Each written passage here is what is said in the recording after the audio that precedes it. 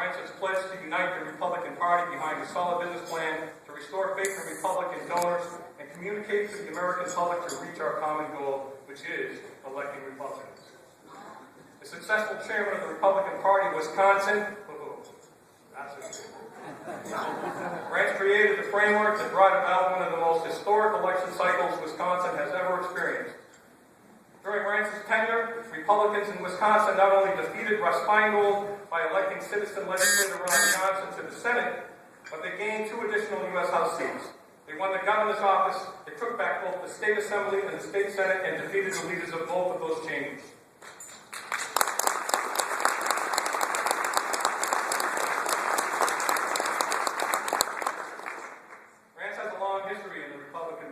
Republican politics, having served in his first campaign at the age of 16. Since then, he worked his way up through the ranks of the Republican Party of Wisconsin as first congressional district chairman, state party treasurer, first vice chair, and eventually state party chairman. In 2009, Rance served as general counsel to the RNC, a role in which he volunteered his time to help manage the RNC's most difficult challenges. Rance is happily married to his wife, Sally. They have 2 young children, Jack and Grace. That was a great name. And although Wisconsinites at heart, Sally, Jack, and Grace have joined Rance in Washington, D.C. by his tenure as chairman. Ladies and gentlemen, it is my distinct honor and pleasure to introduce to you our new RNC chairman, Rance Priebus.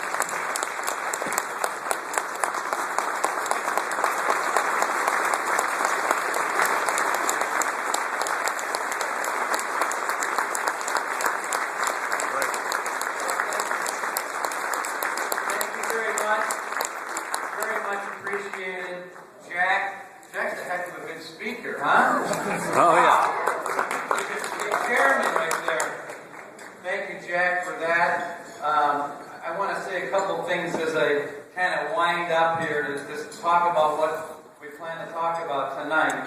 I did want to thank, and I've got to tell you, as we come to these dinners around the country, one of the gentlemen who came up here and did the prayer and mentioned me specifically in the prayer, it was Mr. Hurst, was the name.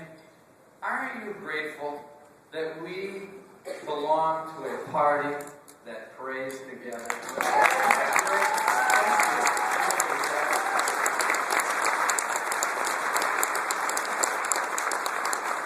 Also, Jack mentioned this, but Lieutenant James Norona, God bless you. And James is leaving on Monday. I know we say thank you to you.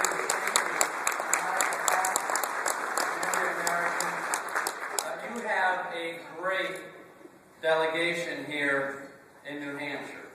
I can tell you that Governor Sununu, I feel, was a great mentor to me, and it was like meeting a hero.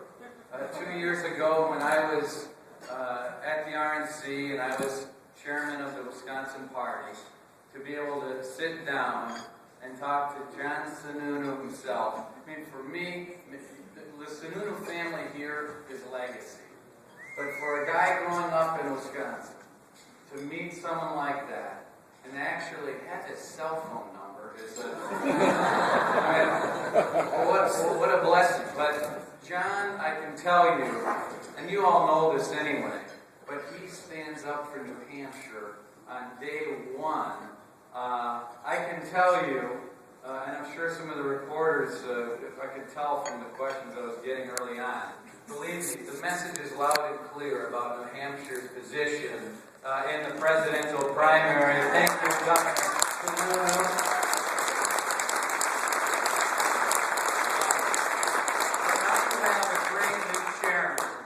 It's pretty obvious that Jack's going to do a great job, and he's he is one of the leading new chairmen in this country. We've got a lot of chairmen, but I think he's capturing the movement that we have in this country within the Republican Party. And capturing that movement, being a part of the movement, not in competition with the movement, but part of it. Thank you, Jack. I've got to tell you,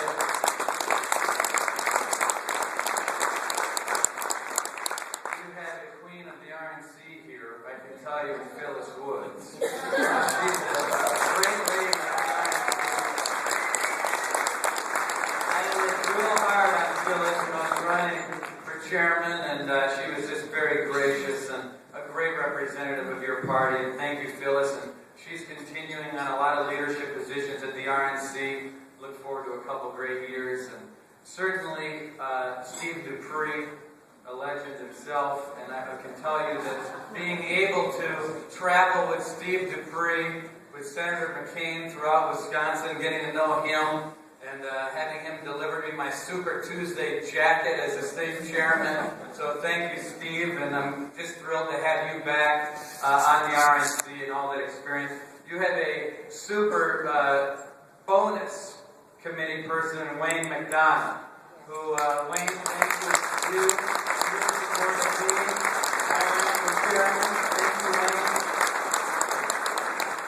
You have a committee woman here and another RNC member and member of the budget committee at the RNC, Susie Hudson from Vermont. Susie, thank you for coming over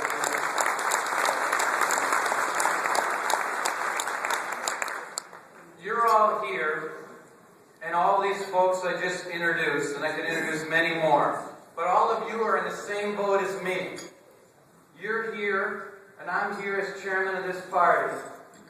Not because you have some fear or incredible concern about the future of this party, although we're concerned about that. You're here like me, and I ran for this position because I'm concerned about the future of this country. And that's why you're here today. You know, Washington is full of two types of people. People who want to be something special and people who want to do something special. And I can tell you that your delegation here are doers and not beers, so thank you to all of them in helping get our train back on the rails at the Republican National Committee, so thank you. My name, it's true, is Reince Priebus. And I can tell you, I know it's a bizarre name. I'm about as normal as they come, I can promise you. Like Jack said, my kids are Jack, Grace, my wife is Sally, my dad is Richard, and my sister's Marie, and I got Reince. So I tell you that's what happens when a Greek and a German get married. But I was in it gets worse than that. I was in a fundraiser a couple weeks ago in Orlando, and someone pulled these little lapel pins that we all have on today, and they pulled it off my lapel, and he said, "Look at this. If you take out the vowels from the name Reince Priebus, you get RNC, PRBS."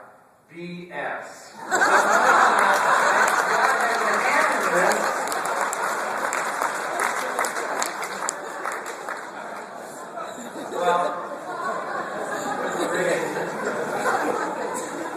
regardless of my name, I'm here for one reason, and that's to make sure that Barack Obama is a one-term president.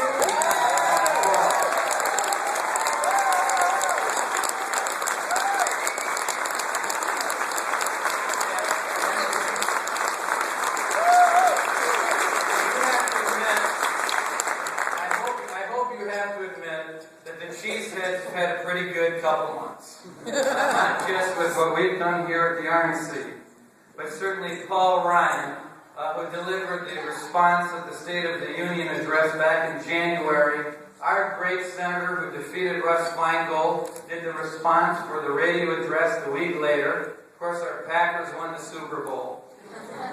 And then, of course, we have a great governor in Scott Walker who is leading this.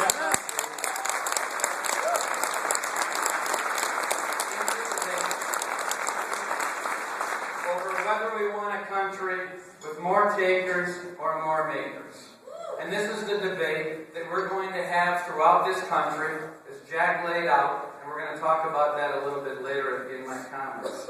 Tonight we're gathered to honor Governor John Sununu and his long service to the Republican Party.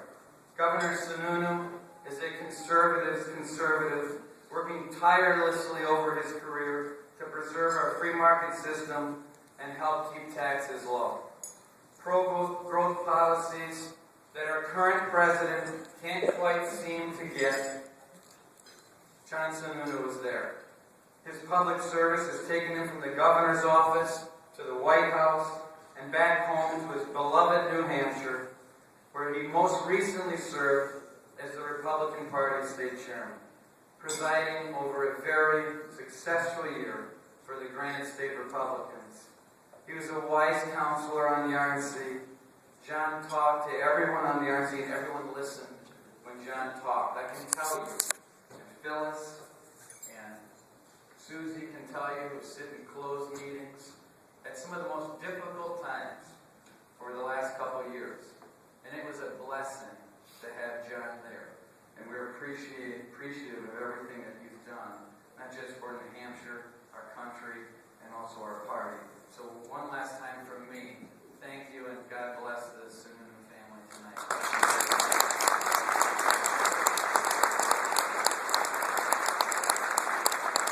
Well, let me say at the outset how nice it is for me, believe me, to get out of Washington, D.C. and come here to New Hampshire, where the people here are, you could say, very different. Humble, hardworking, civil, and again, doers and not beers. It's my firm belief that New Hampshire holds the key to electing a new Republican president in 2012, who will implement a new conservative agenda in Washington to bring about a new day in America, a new day of hope, and a new day of opportunity, and a new day of prosperity. Ladies and gentlemen, look around. These are times of great consequence in America. There is something fundamentally flawed when a bureaucrat in Washington attempts to stand between a patient in Concord and their local doctor when it comes to making important health care decisions for their family. There is something fundamentally wrong when a small business owner in Manchester faces bankruptcy or layoffs because of excessive taxation, litigation, and regulation coming from Washington. And there's something fundamentally flawed and wrong when New Hampshire families are tightening their belts and learning how to do more with less, yet their leaders in Washington are incapable of doing the same. One side, our side, is firmly behind taxpayers, and the other is firmly behind the status quo. Call me crazy, but I think voters in New Hampshire, as we saw in the midterm elections last November, have come to the conclusion that the change they were promised is change that they cannot believe in. Times are hard, and we have hard decisions to make in the days ahead.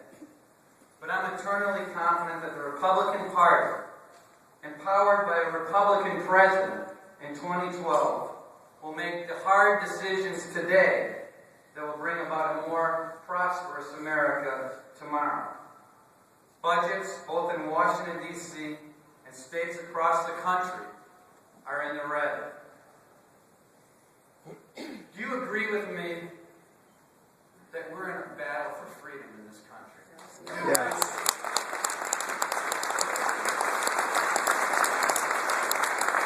I know that we've heard this before, that this election is the most important election of our lifetime. I think we're in different times. We are in a battle for freedom in this country. We are about to embark on spending 42 cents on every dollar made in America to run the federal government. I mean, we are in a live free or die state. You just think about spending 42 cents on every dollar made in this country to run the federal government. We've come a long way from the Boston Tea Party chips that didn't afford to pay the duty to 42 cents on a dollar to run the government. And our debt now equals our entire economy. And this is the question, whether we want to have a country of more people riding the wagon than driving the wagon. That's what this election is all about. And I have to believe that if we're smart and we're articulate on this message, we will win in 2012, because we cannot have a country made up of more takers than makers, and we're going to see to it that we defeat this president. This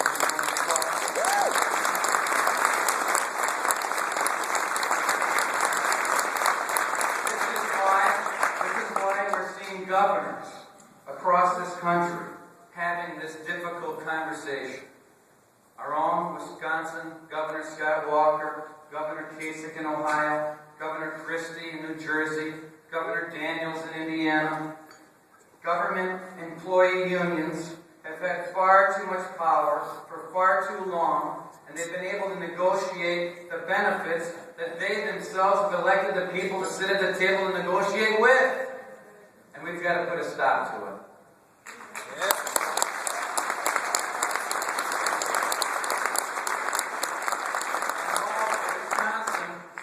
Ground zero for the past month.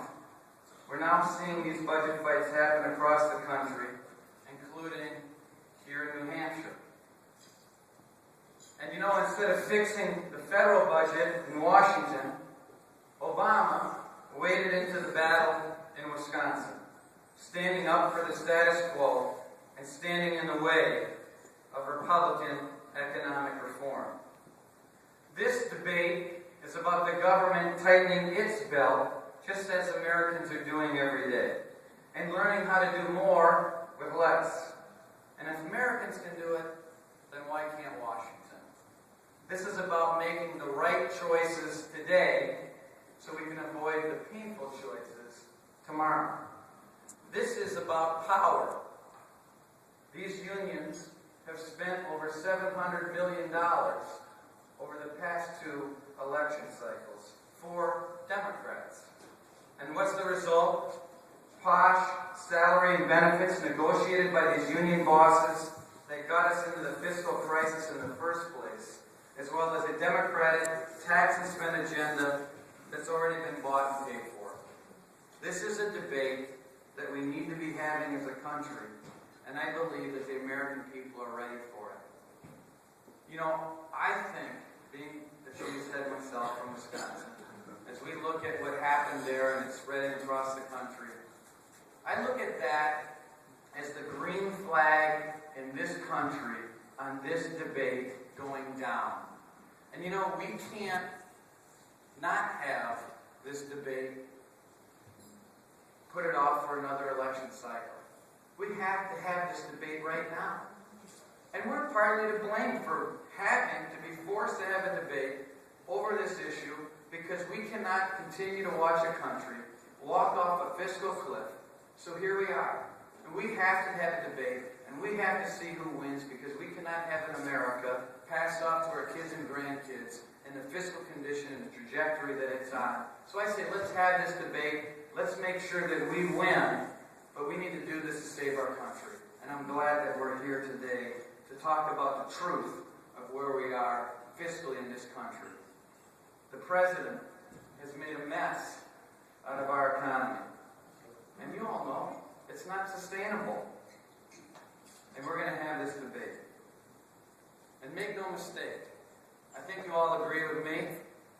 President Obama is a gifted politician, but he's incurably flawed. He brought forward a new voice, full of old ideas, and ushered in a methodically crafted political movement that sold an ailing electorate on a long ago dismissed government cure. But here's the problem. Hope isn't hiring. Here we are today.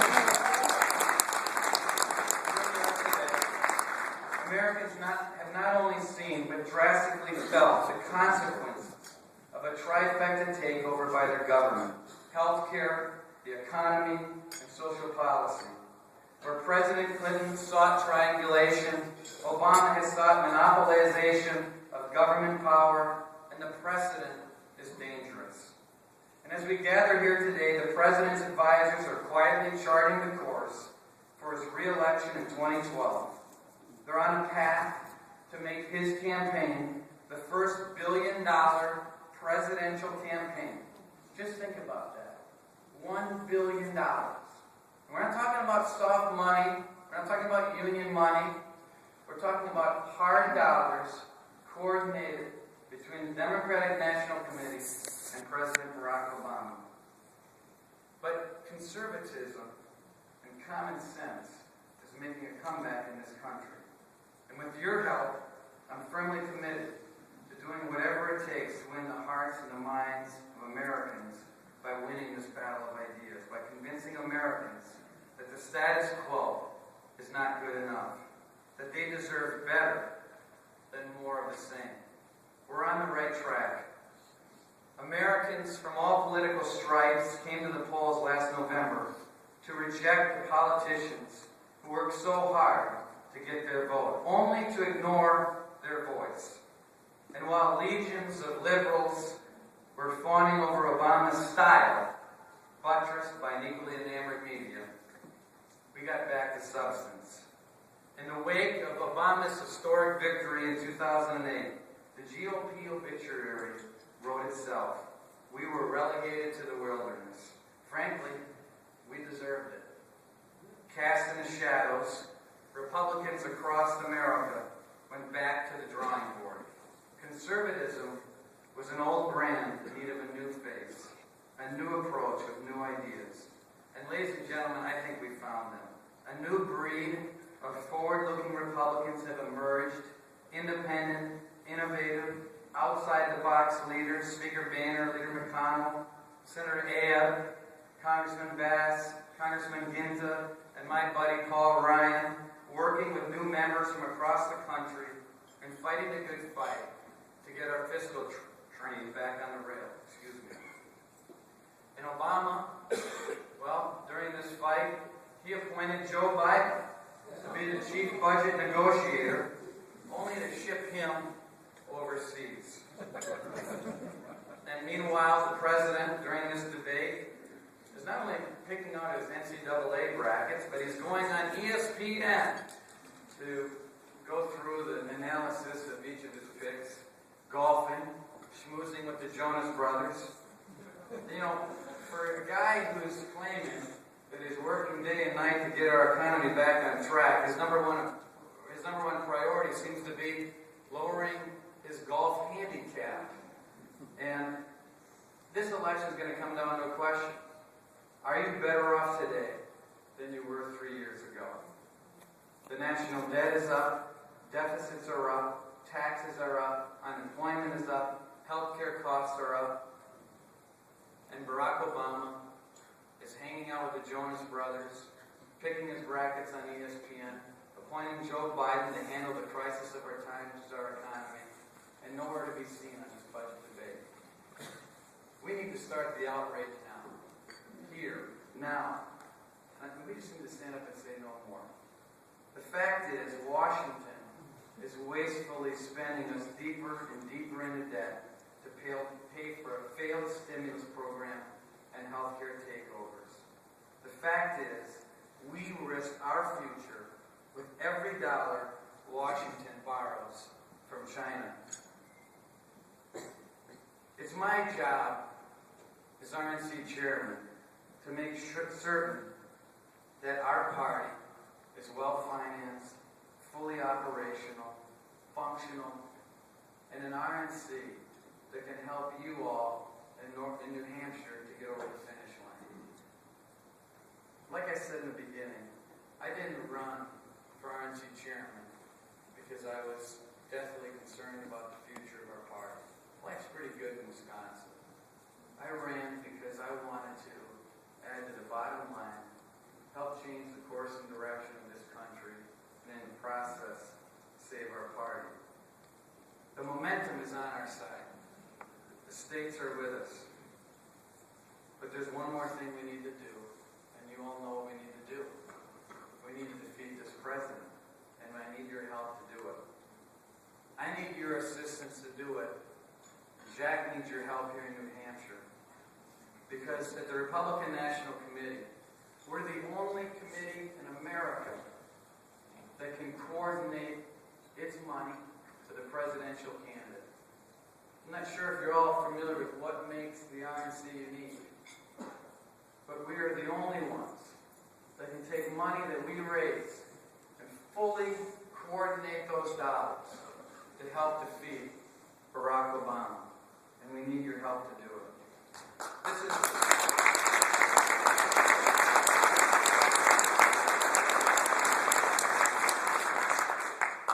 Winning the future means rethinking and reforming entitlements in America today. Imagine a national surplus, a shrinking debt, unemployment levels that we were used to at 4%. We can achieve these goals, but only if we start thinking about common sense solutions to make Medicaid, Medicare, and Social Security self-sustaining. That means less debt, and with less debt comes greater economic opportunity. We Republicans were elected to look up to you in the eye and tell you the truth, good or bad. And that's exactly what we're going to do, because Americans deserve the truth. Make no mistake, this will be a hard fight, and good policy is not always immediately popular. But like Lincoln, good leaders don't do things because they're easy or hard. They do them because they're right.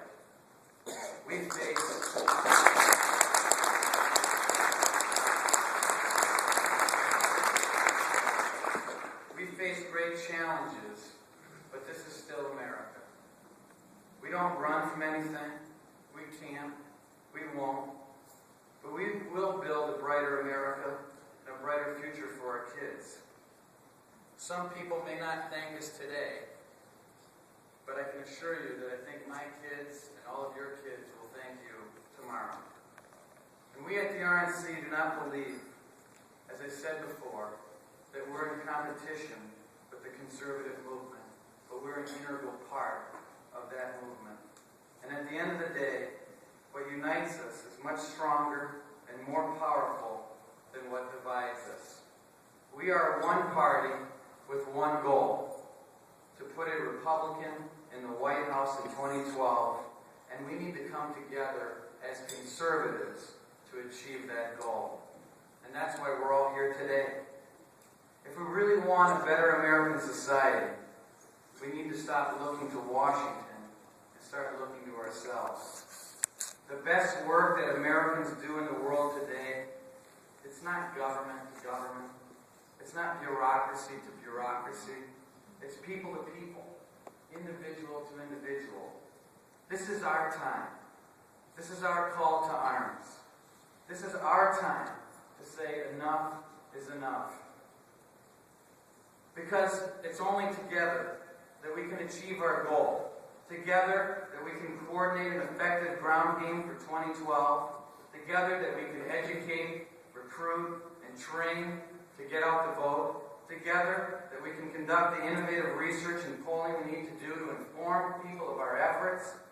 And together we can raise the money to go toe-to-toe with Obama's big liberal allies. And at the end of the day,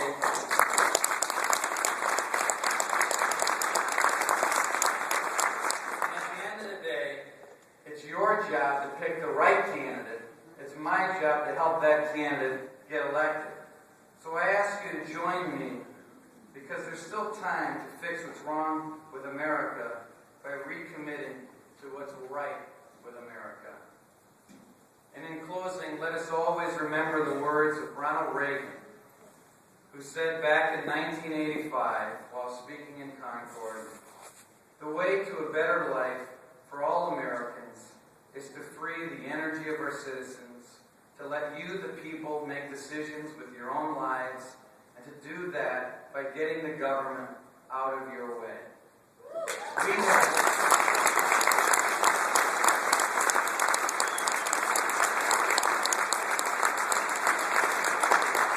Everybody in this room has been blessed in a different way. And I think we're all called you're here tonight because you give a darn about this party. You love your country. And God's given you talents and gifts just like He's given everybody talents and gifts. We need to work together. We need to fight every day. Whatever it is you can do. Whether it be helping out Jack, the local party, getting the work done, licking the envelopes, putting up the signs, writing out a check. This is it. This is our opportunity as a party to not only save our country, but in the process save our party. And that's why we're here. We need your help. We need you to help Jack and this party.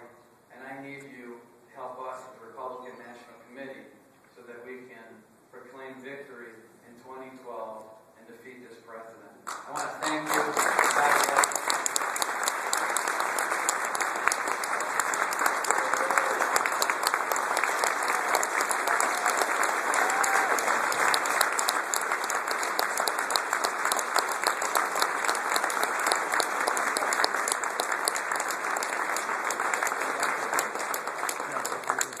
As is typical in New Hampshire, we want to present a gift to our wonderful speaker and RNC Chairman Priebus. It's a very special gift. I think you'll thoroughly enjoy it. If you want, you can open it up, but if you don't want, you can wait till you're on the plane. What should I do? Open it? Open it. Open the box.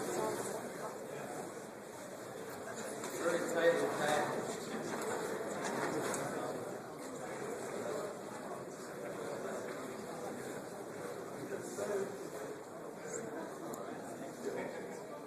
Very fitting. Why? New Hampshire, the first in the nation primary.